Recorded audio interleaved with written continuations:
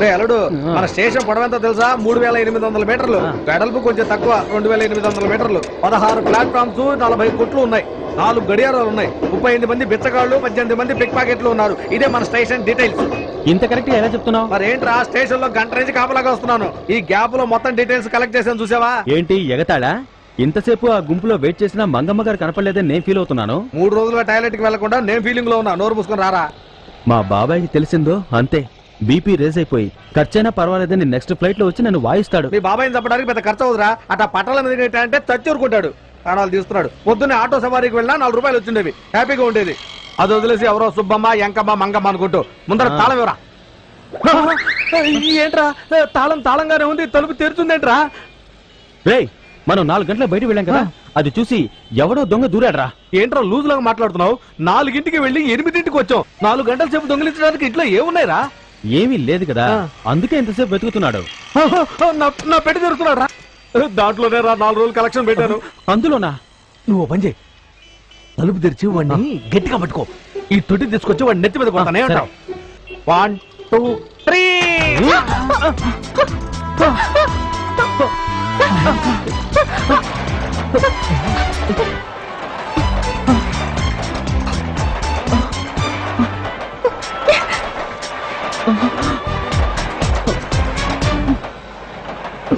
Sorry, మిమ్మల్ని దొంగ అనుకున్నాను. ఏమండి, దొంగ అయితే పట్టుకుని కొడతారు, ఇలా డైవ్ చేసి కౌగులించుకొని కింద మీద దొర్లుతారా? ఏంటండి ఇది? లేదు, ఏదో టెన్షన్ లో అలా. మీరేనా శశి? మీకెలా తెలుసు? మీ బాబాయ్ చెప్పారు. శశి మంచివాడే, కానీ కొంచెం తిక్కుందని చెప్పారు. వాడి సన్నాసే, ముందు నువ్వెవరో చెప్పు. మంగమ్మ. మంగమ్మ అంటే మీరా? ఏంటి ఇంత ఆశ్చర్యంగా అడుగుతున్నారు? అది కాదండి, మంగమ్మ అంటే ఏదో బామ్మ పేరు అనుకున్నాం. రైల్వే స్టేషన్ లో ముసలోళ్ళు అందరినీ వెతికాం, ఒక్క ముసల్దాన్ని కూడా వదలలేదు తెలుసా?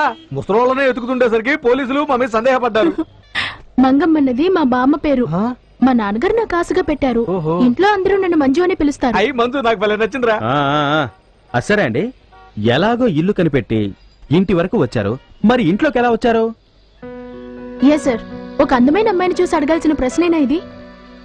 మీ ఇంటి ఓనర్ని ఇంటి తాళాలు ఇవ్వమని అడిగాను. ఆయన ఏం చేశారో తెలుసా? ఈ ఇంటి తాళాలతో పాటు ఆయన బీరువా తాళాలు కూడా ఇచ్చారు.